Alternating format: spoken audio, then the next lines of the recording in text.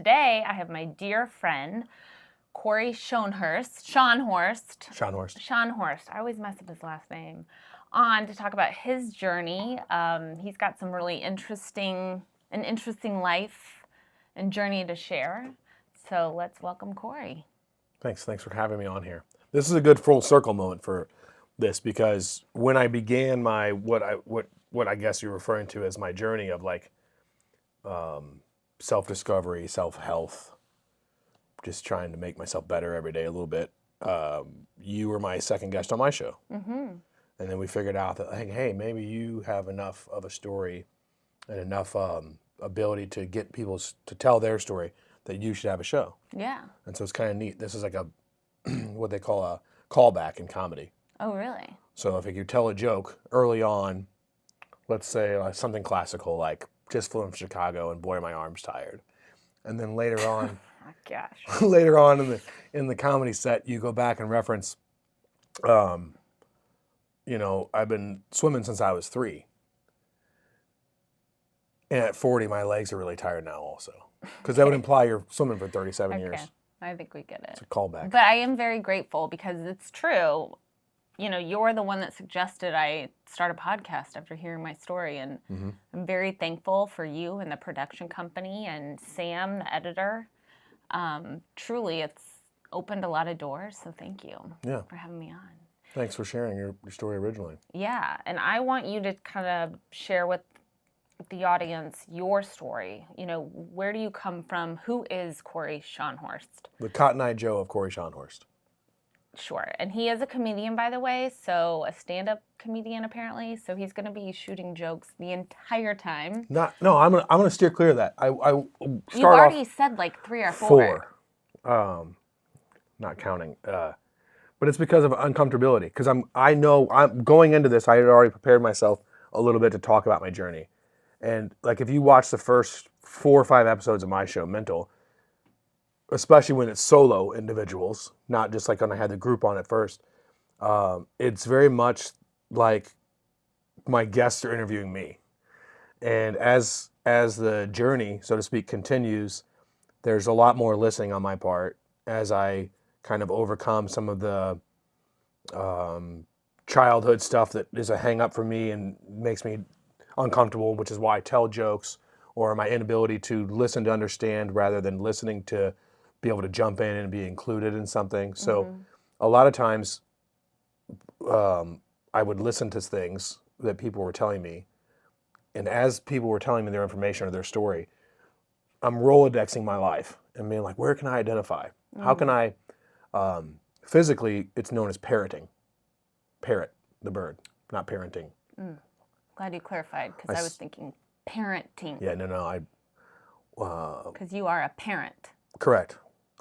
One of my big pet peeves is also one of my weaknesses, and that is that I speak very fast and mumble, and I can't stand to repeat myself 3 times. So I've set myself for failure on that. That's why we have some issues with communication. Because of my inability to speak clearly? Yeah, and then I ask you to repeat it. And then I get frustrated. Correct. But overall, the business is running swimmingly, I think. Yes. As communication gets better. Yeah, and let's talk about one of the reasons I'm having you on. It's really what I talk about mental health, and I talk about us as parents, because Corey's also a parent, healing our wounds, whether we know it or not. Many of us have wounds from childcare, because there's a lot of things our parents didn't know or recognize. Childhood. What I say? Yeah. Care. Childhood, not childcare. And some things, a lot of what happened in your life and my life and everyone's life shapes who we are today. But now that we're adults, we really need to open those wounds back up and heal them so that we don't bleed onto our children. Right. And so I think your story and journey is really impactful and interesting. So can you start with Corey from the start, your upbringing? Yeah. I'll give you the 30,000-foot view with a couple key details. Beautiful. That got me to where I is here. Beautiful. And let me precurse this too by saying that one of the most important things that I've learned in the last several months is that how important it is to heal yourself and be the best version of yourself, because otherwise it's a cyclical thing. And if I'm not bringing my best self to the table, then my kids are going to have to unpack a lot of shit when they get older. Right. And they're going to anyway, Oh, because yeah, none yeah. of us are perfect. Right. Right. And my parents did the best that they could. Yeah. Your parents did the best that they could. Within. I'll talk a little bit about why that may not be true. Yeah, but I'm saying with their mental capacity, where they are, what they know. Sure. As far as they're healing their wounds. So Right. I bet why don't you tell your story? Why don't you get started so people know what we're talking about? So the whole reason we started the production company was really because of this idea and this journey. And one of the things I've started doing, and I'll take it back to where I figure it's begun. I had somebody ask me one time, it was a really cool question actually, fun kind of question to ask around the table at dinner time or something. When did you feel the happiest and when did you feel the safest in your life? And for me, I have pretty vivid memories of like 4 years old to 6 years old. And the safest time I ever felt in my life and the happiest time I ever felt in my life was kindergarten. Kindergarten year, I was living with my grandparents who were my primary caretakers and raised me overall. But at that point in my life, I never knew that my life would be any different than what it was at that very moment. Of course. I wasn't thinking into the future, and I was far too young to be regretting the past. There wasn't a lot of mistakes I made at 4 that was really weighing on me at 5. You know, it was never like, man, I wish I wouldn't have done that with those blocks. So I came into a situation where I was in first grade. I moved in with my mother for the first time. Can we go back to what happened tell us about your mom and your dad. How did it all start? How did Corey come into this world? I don't know my father. My mother doesn't know my father. For a brief time there, we thought it was one individual, that it wasn't. I spent a little bit of a time I'm not exactly sure on the timeline, but I spent a little bit of time in an orphanage. And then my grandparents assisted in getting me out of there. Because where was your mom? Your dad, you don't know. Right. Where was your mom during that time? Just being an 18-year-old, I mean, is the short answer 18. there. Okay. 17, actually, because 18 when I was born, so when I was conceived, probably 17. And I don't know much about that because there was never a discussion. I heard stories from my aunts and uncles about, like, how she was. And I never necessarily didn't feel love, but then when I look back, like, home videos, when, like, her and her boyfriend would show up to Christmas or something. At your grandparents'? Yeah. And I was like, no, you can't play, to her boyfriend. I was like, you can't play Hungry Hippos. Like, just Mom. And so like I could see as an adult and a parent, like there was a very early on, like. As you're watching these videos, you're thinking, okay. Yeah. But the part I really started working on was that first grade moment, right? So there was a lot of bouncing around in the early turmoil part, but it's hard for me to perceive or understand how those different things affected me. So I started with the first grade part because I can visually go back in. So when you talk about healing. I'm sorry. I'm going to pause you because I know a lot of your story, but it's really meaningful and you're starting to do inner child work. So for those of you that don't know, there is a type of therapy where basically you go reparent your little self. And so Corey started inner child work. So when he talks about going back to when he's in first grade, you're talking about that, correct? Yeah, I often talked about, when I speak, I often forget that everybody's not inside my head. Right. So I'm going to help guide that. Yeah. It's a lot like the movie The Kid with Bruce Willis. So like I am in those moments. And what's kind of neat about that too is there's been a night and day difference in my son since I've started doing this.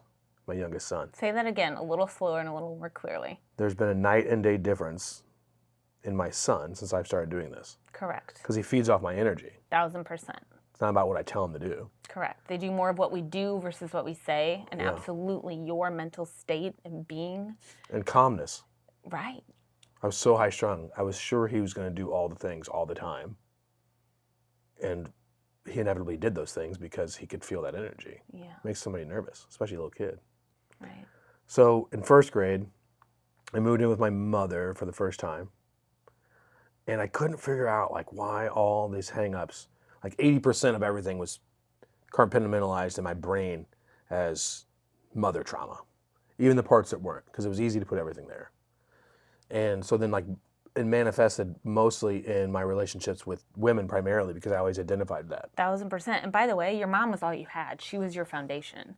Yeah. So. Well, at that time where I was living, yeah. Well, always. I mean, our parents are our foundation. That's what we grow up on. Yeah, but I didn't view it like that as a kid. I know, but I'm telling you, that's why you're saying all these issues you're saying were because of your mother. I'm not blaming her, but that is the source of a lot of disappointment and for most people, it's the parents. Shortcomings. Yeah. But I've since started picking that apart and understanding that really like 40% of my trauma lies with her, and there was so many other pieces. Okay.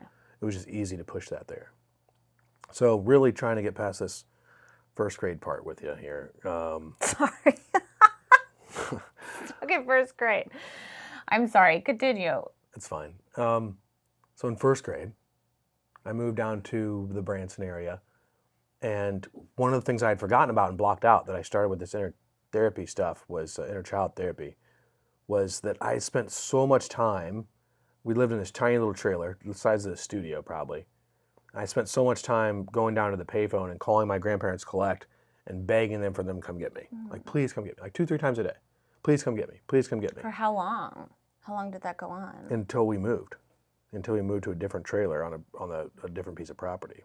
So that was like a trailer park place. Was that with your mom, her boyfriend, and you? My mom and my, at the time, boyfriend, who's currently my stepdad, and me, yeah. So they got married? 10 years later. Okay. The whole other thing. Okay. It's a whole other thing. We probably won't get that far down the road in this episode, but just need to get through this first grade thing. It's like... There's a lot to dive into. I mean, it's going to be 45 minutes just on first grade, which is fine.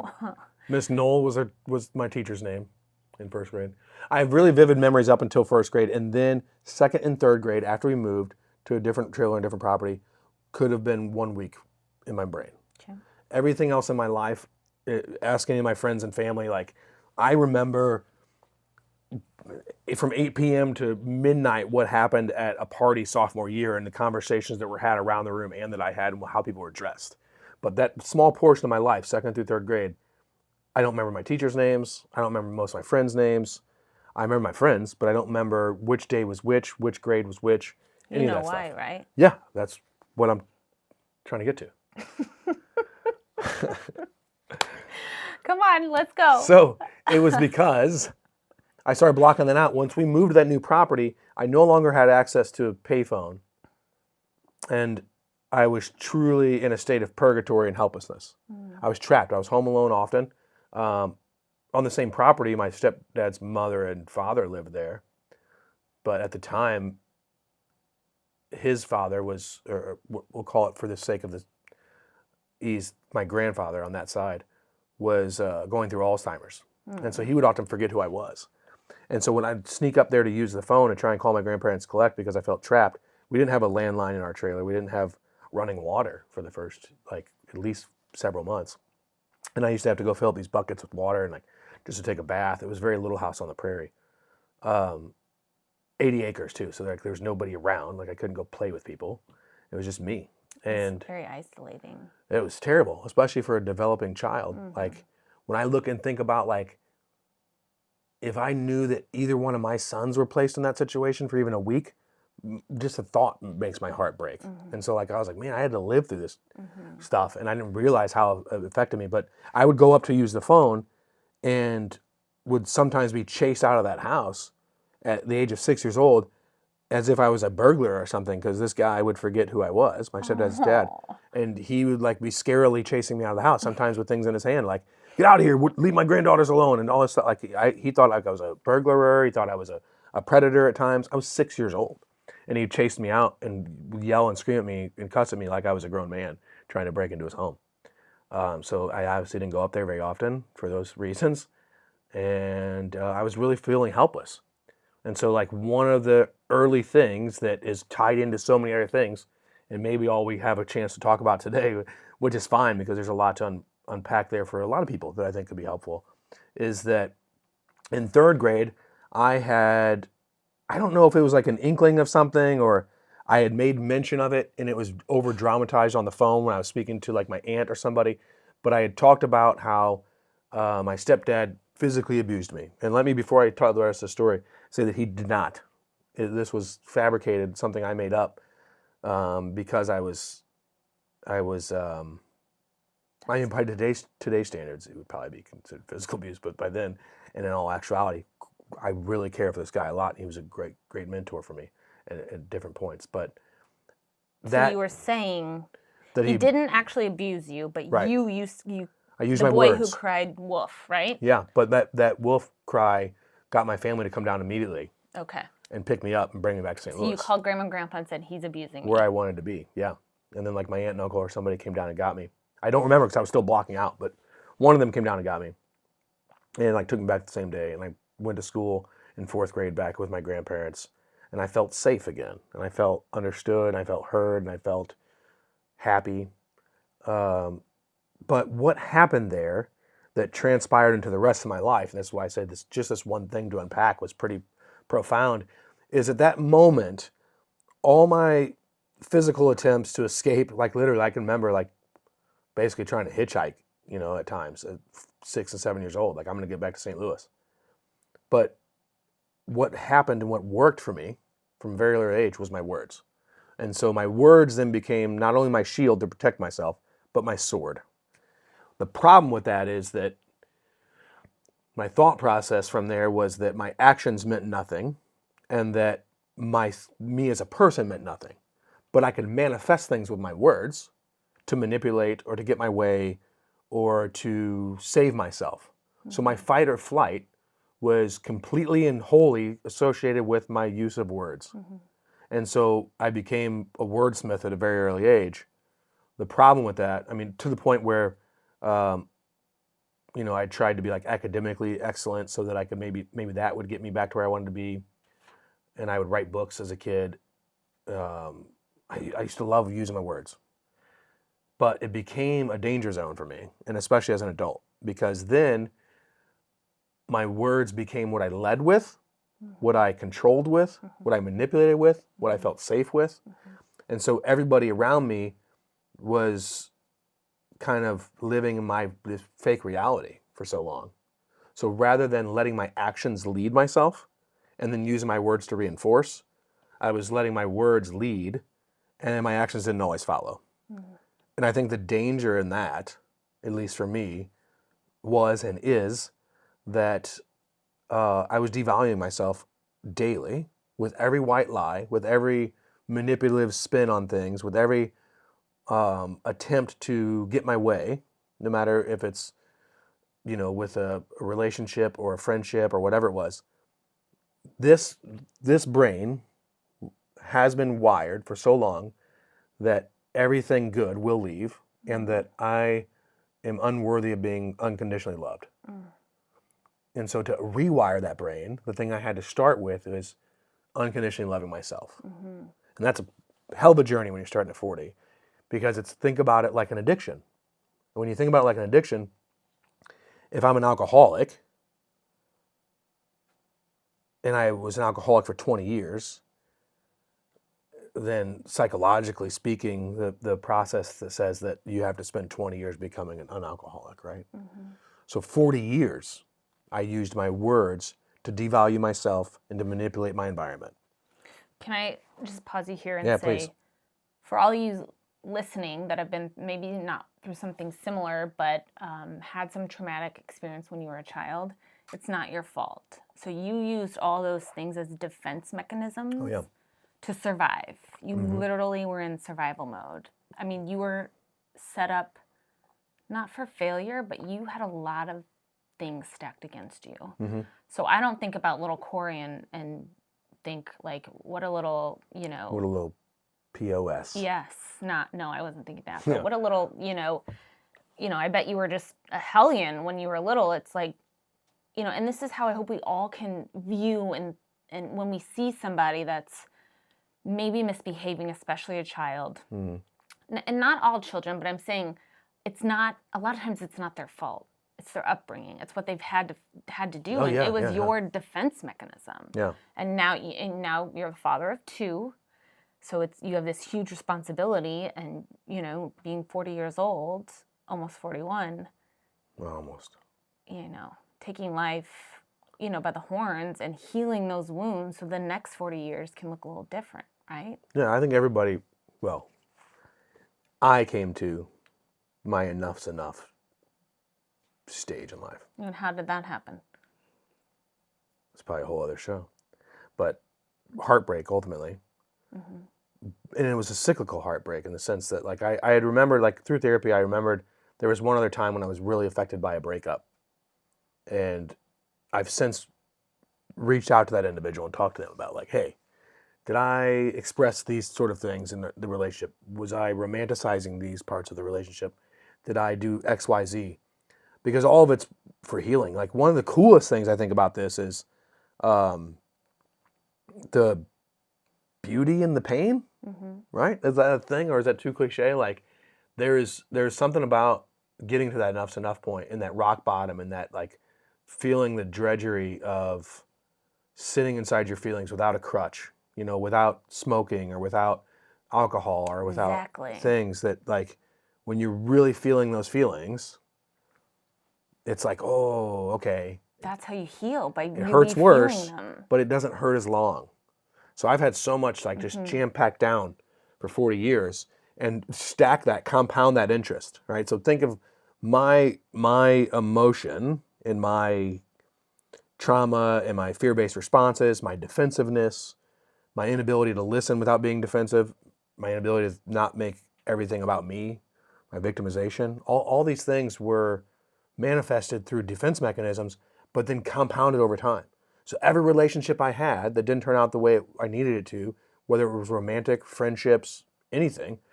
I think I talked to you briefly before, so like the dude at McDonald's. So, like, I went by to get my coffee because I liked my awards there sometimes. So I just get coffee, just black coffee. I wasn't getting Your rewards? overboard. Yeah. Like, if you spend $500, you get one coffee free?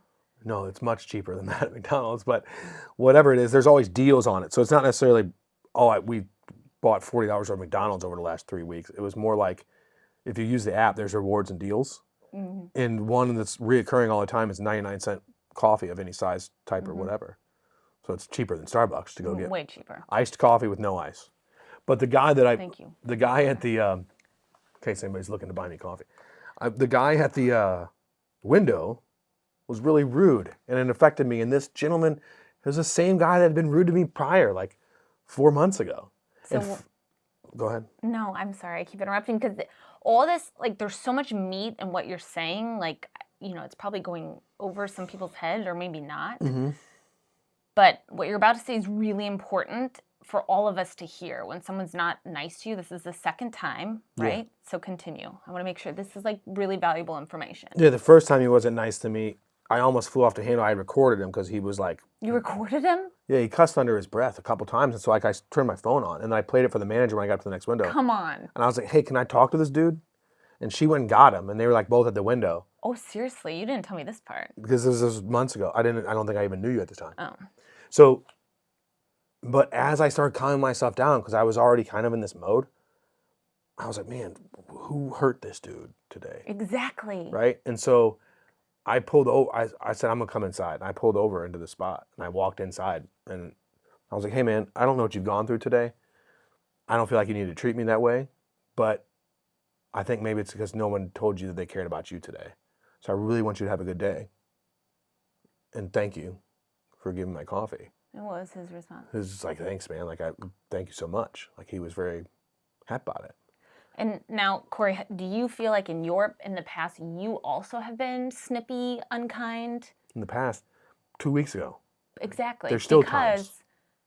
Because you have a lot of hurt in your heart that other people have done. And so I think the important point is, when people cut you off in traffic, when they're not nice to you, when they're grumpy all the time, like, oftentimes it's because that person has a lot of wounds that haven't healed, or they're really unhappy for whatever reason. Yeah.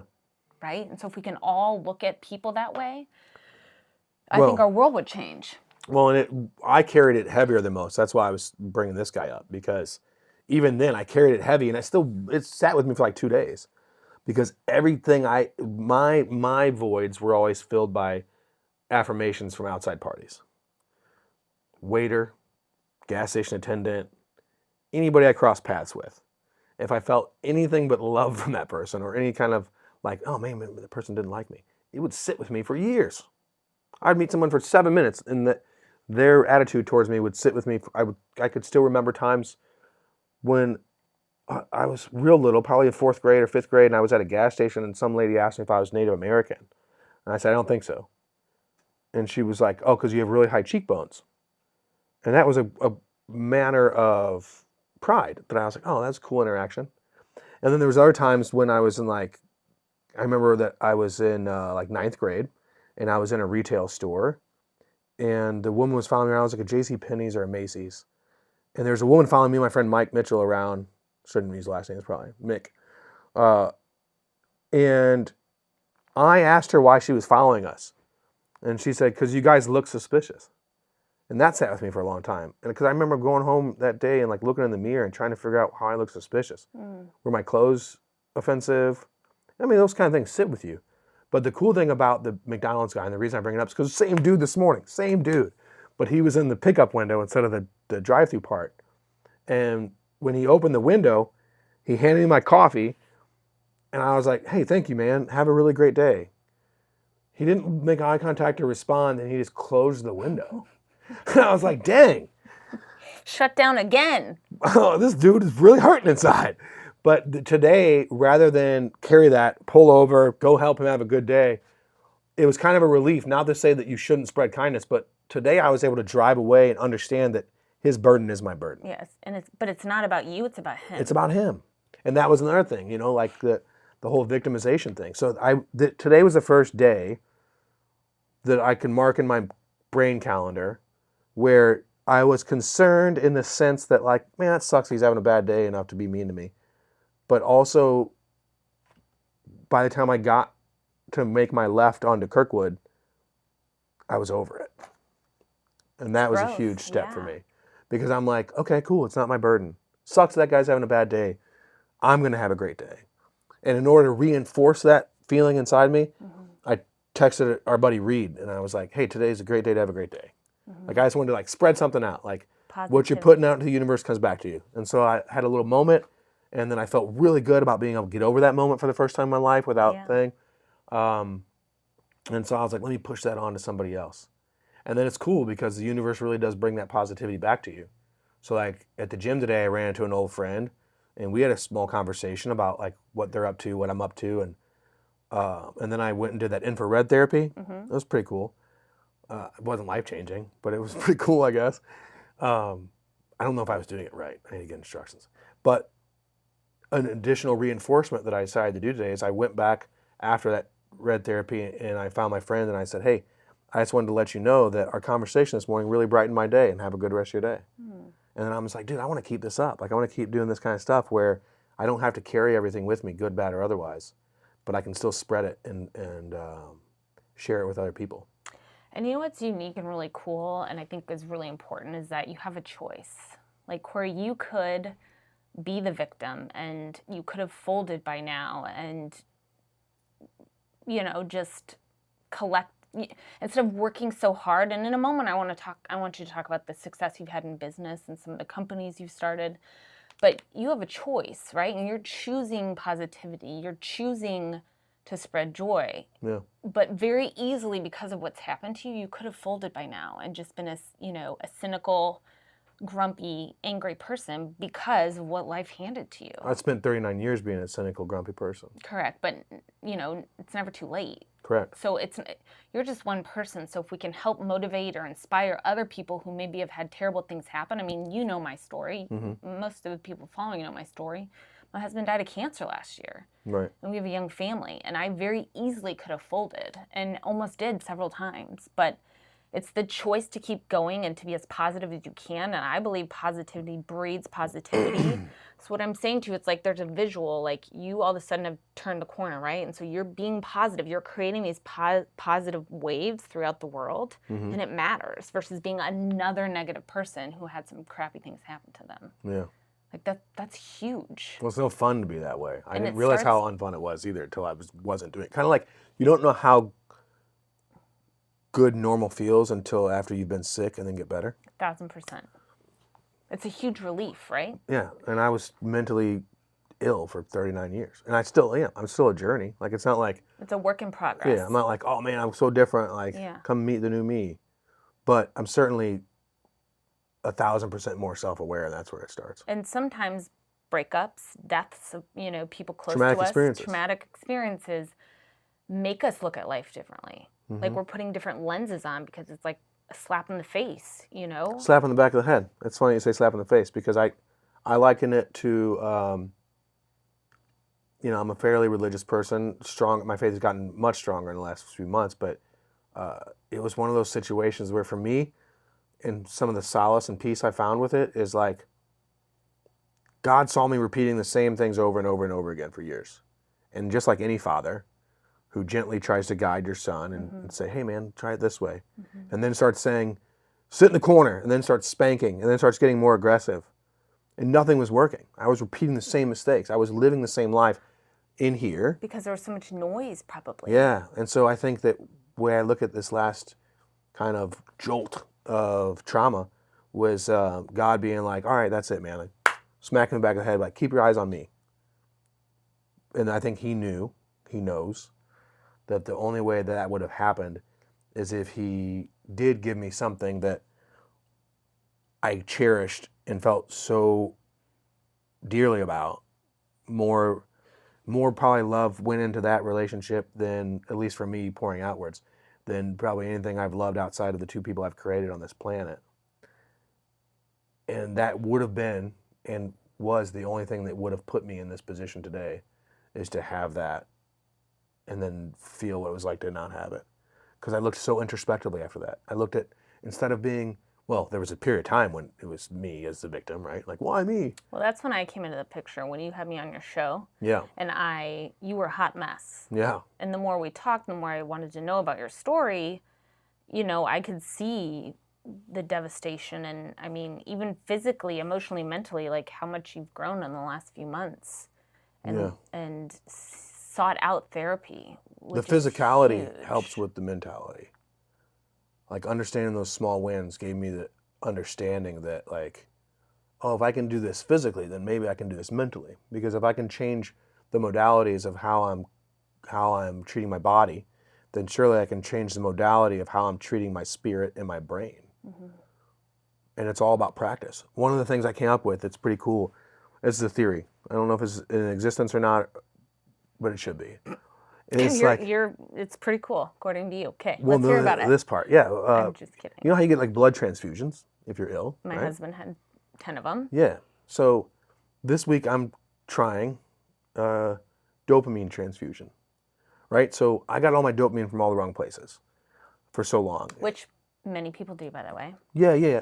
I don't say this to fault myself. I'm not looking down on myself for this. I understand that we all make mistakes. I look at my mistakes as a chance to learn now. So I'm not self-deprecating when I say these things. I'm just matter-of-facting. And so, like, for so long I got all my dopamine from the wrong places. And marijuana use, smoking cigars, looking at things I shouldn't look at on the internet, kind of a thing, right? Like self-gratification. All these dopamine things were coming into my life. And I've stopped all of those and or paused those or dialed back on those in the last 4 months. And then there was still ebbs and flows of my emotional state. And so exercise, kind of a controlled experiment. I went uncontrolled because it wasn't intentionally, but like when I went down to the lake a few weeks back, and I had like a 5 or 6 day period in there where I didn't really go to the gym, maybe like once in that 6 day period. And I couldn't figure out why I couldn't regulate emotionally. And I'm like, oh, it's because I'm letting myself down again. Because I had this new dependency on these other things. And so rather than creating dependency on it, I started trying to identify where I was getting my dopamine and how I was regulating it to control my mood.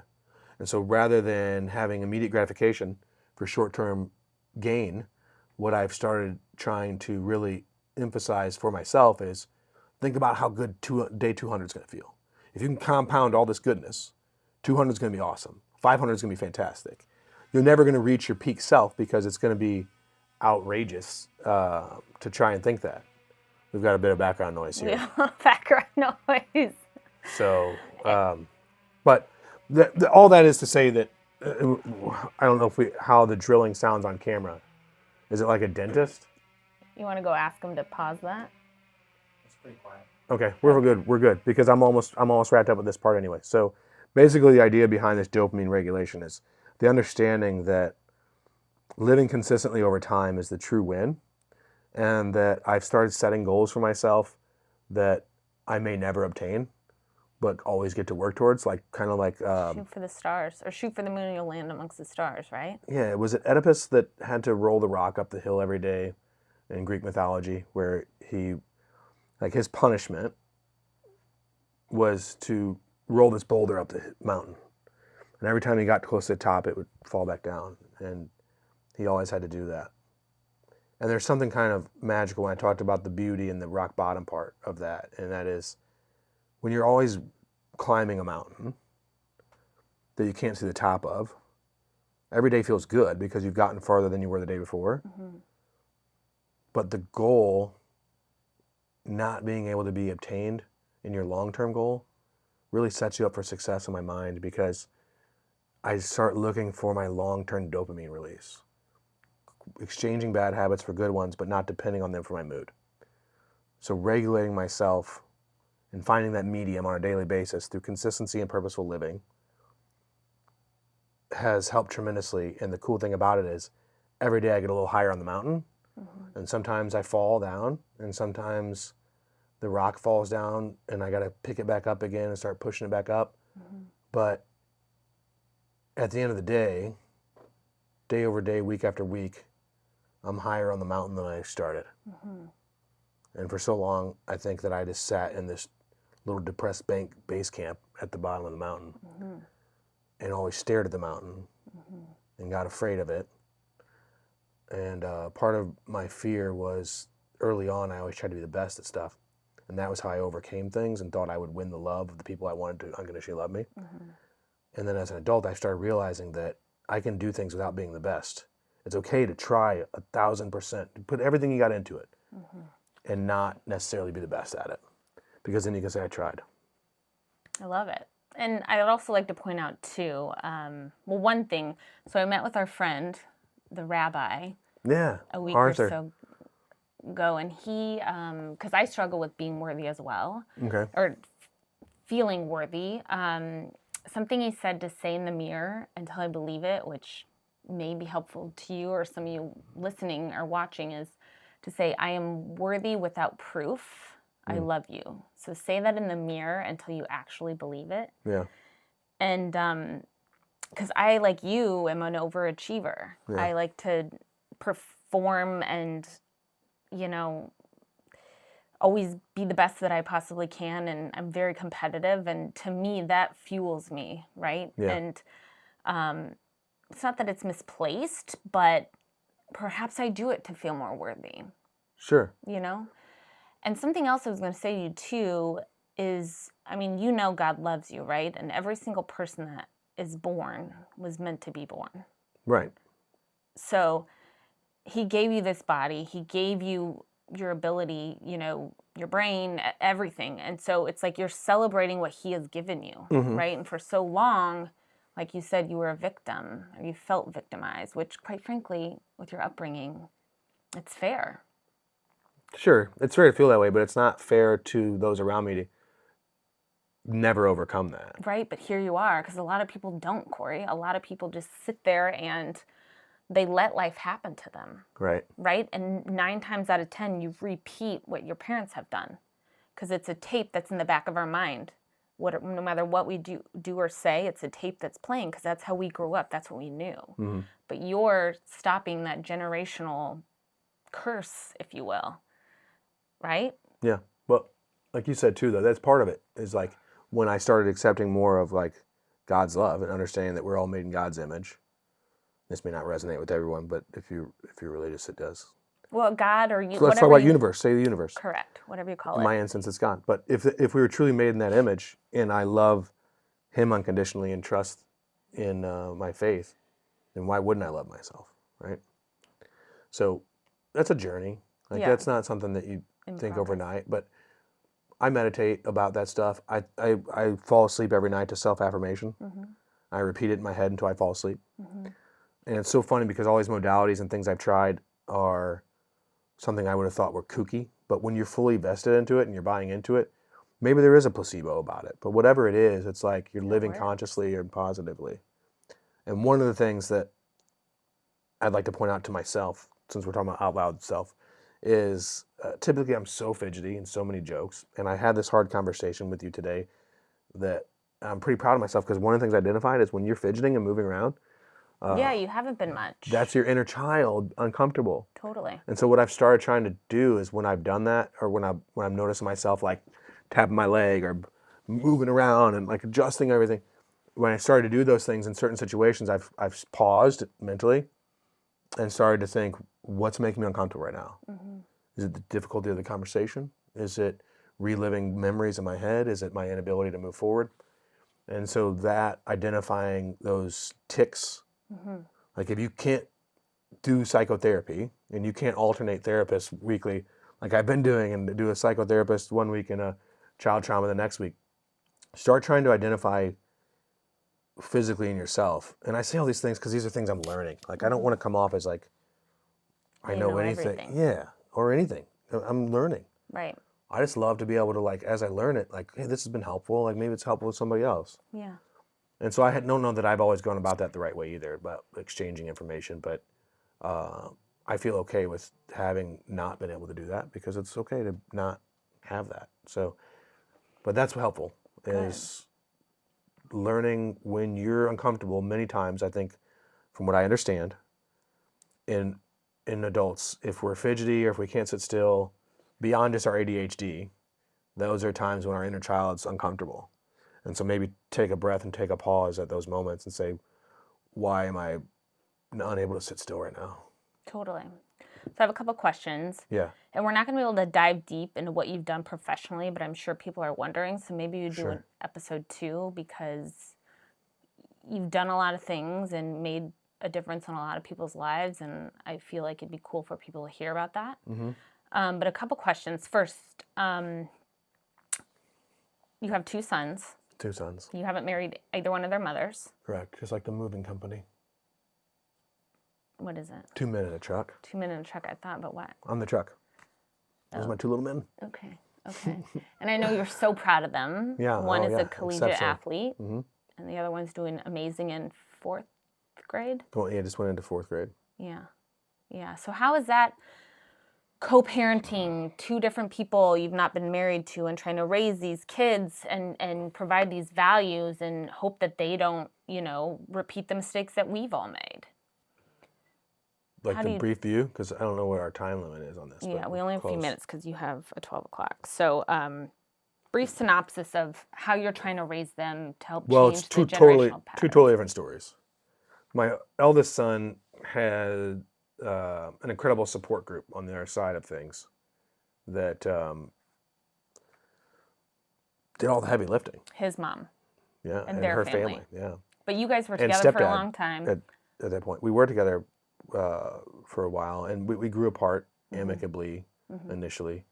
But that was the heavy lifting was done for me there, because even my family was stepping in and supporting things in a different way. And you were young when you had him. Yeah. Not to excuse anything, but again, not self-deprecating, just understanding where their faults were and using them as lessons. So, how old were you? 20. Okay. When he was born. Okay.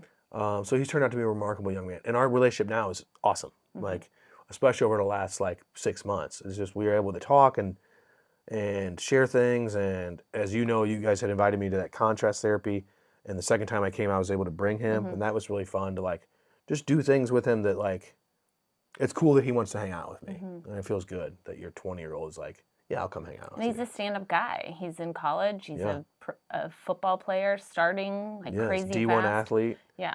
Academically, I call him the James Brown of our family. He's the hardest working man in the family. He just harder than you? Oh yeah, harder than anybody. He sat down. I got the piano a few years back for Tyson because he wanted to learn how to play piano. Your younger son. And by the way, if you're ever looking for a piano, go to Facebook Marketplace. There's 30 or 40 a day that if you just go pick them up, they'll give them to you. Yeah. We got really cool, really quick sidetrack. The one we picked up was actually, I'm going to get the name wrong, something Carroll was his last name. He was one of the little people in Wizard of Oz. And he's from St. Louis. He was very famous locally. It was his granddaughter who we got the piano from, and she was showing me photos where they used to have these big Irish parties, and he would be playing the piano and stuff. And and they wanted to give it to their granddaughter, but she didn't have space for it because she's going to college.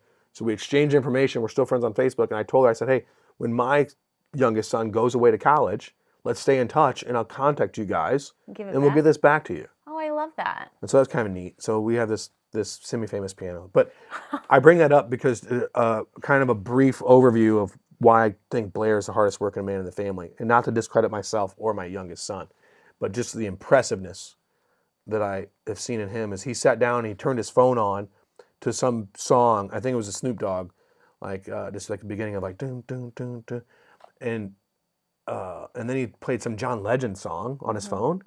And I was in the kitchen at the time, but I heard it, and he sat there and he had no formal lessons, but by listening to it, he sat there for like an hour and 30 minutes, and he got the first part of that song down on the piano. Wow. By finding the keys and doing the things, and like he was just determined to do that, and like he didn't get up from that spot until he did that. Wow. And there was no like people in the background being like, you can do this. He just in his own space. I want to accomplish this today, and sat down and accomplished it. It's awesome. And it was incredibly impressive to me. And I was like, dang, good job, dude. Good job. And then my little man, it was difficult being an out of control person at 39 years old, unable to identify my traumas or act on my traumas, and then try and help him with his. Because he's 8, 9? 9. 9. But what's cool now is now that I've started this journey, he's turned a total 180. He's killing it at school. He's so polite. He's so calm. I've had so many people compliment. And it's because now we walk our journey as a self-aware 12-year-old inside of myself. You're the 12-year-old. I'm the 12-year-old. He's the 9-year-old. And prior to that, it was just this messed up, just two messed up 9-year-olds trying to fix each other by arguing all the time. And it didn't work. So you resorted back to a childlike state, which happens, by the way. Yeah, I'm walking with myself. Like, there's two of me. The way I look at it now is like, whenever I start the fidgeting or whenever I start not being in control, I'm like, why am I feeling this? What's going on? And through that practice and therapy, I've been able to, like, when he starts doing stuff, instead of being like, man, this is annoying, or how do I correct my child? I'm like, oh, I remember that feeling. And we have a conversation about it.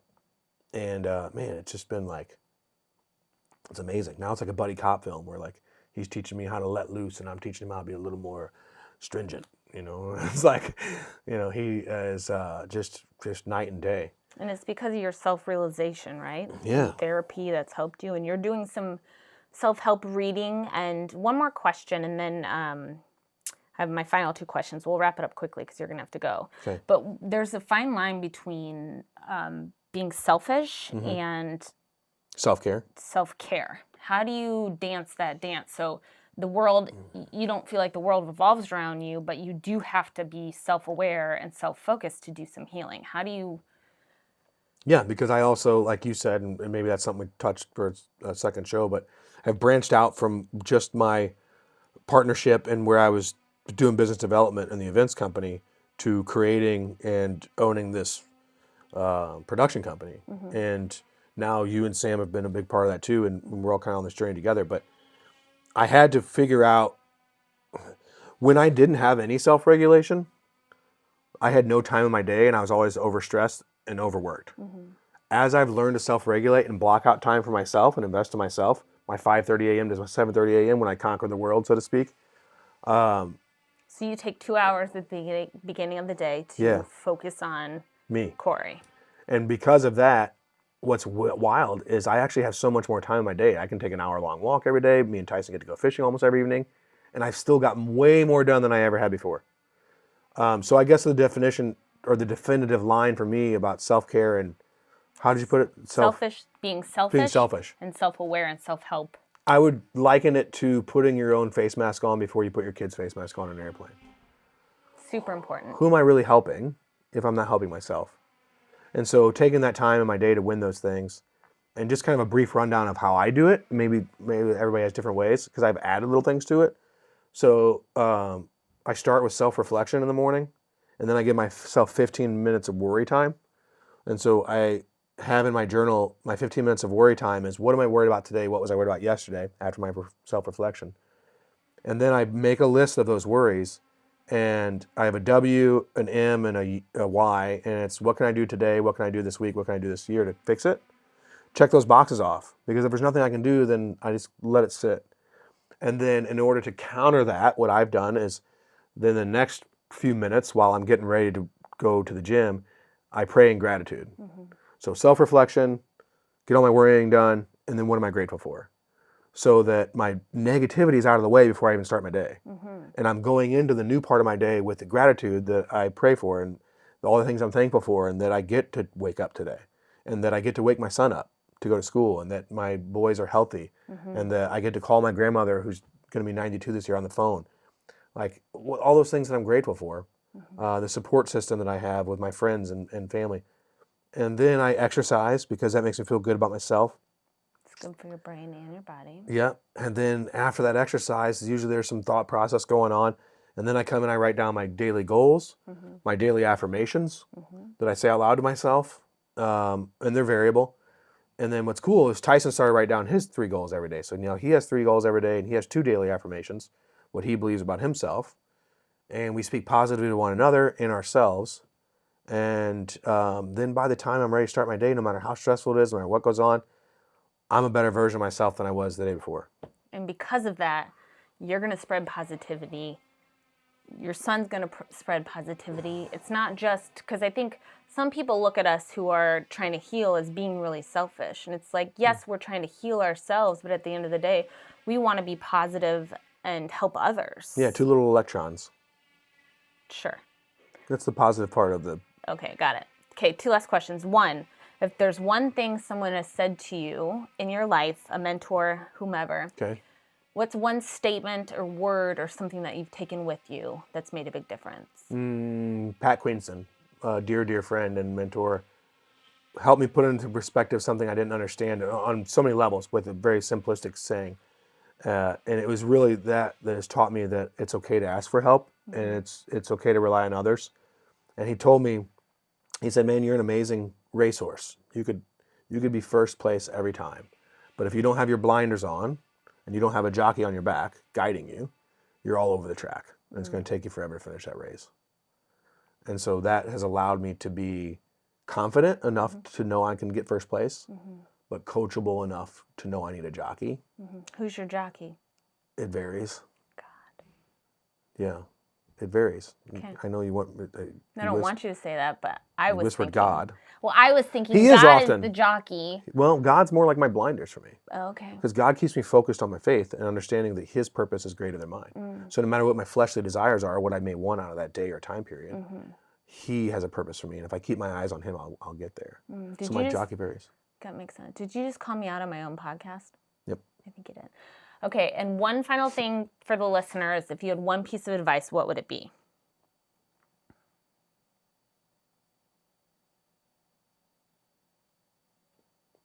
Listen to understand, not to interact. When you listen, really listen to what people are saying, no matter who that person is. Okay. And look deeply into that statement for what the meaning is. Awesome. Yeah. Well, thank you so much for being on the show. Thank you for having me. Yeah, of course. I mean, you launched this, so we launched that. All of us launched this. Yeah. So thank you for watching this episode of Yes We Can. To find more information about Corey, you can find him how? What's your walking the streets. Walking the streets. Along with what's your Instagram? What's your website? Yeah, everything's Corey Schonhorst. I'm pretty standard. It's just you type my name and you find it. Corey Schonhorst. I don't really have too many cool handles or anything. Yeah, and then Punchline Productions 314 on YouTube. Absolutely. And feel free to reach out. He's super approachable. He'll respond. As he mentioned, he has his own podcast. So if you're interested... Super approachable. Makes me sound like a well-behaved goat. Well, you are a well-behaved goat. Thanks again for listening. We'll talk to you guys soon.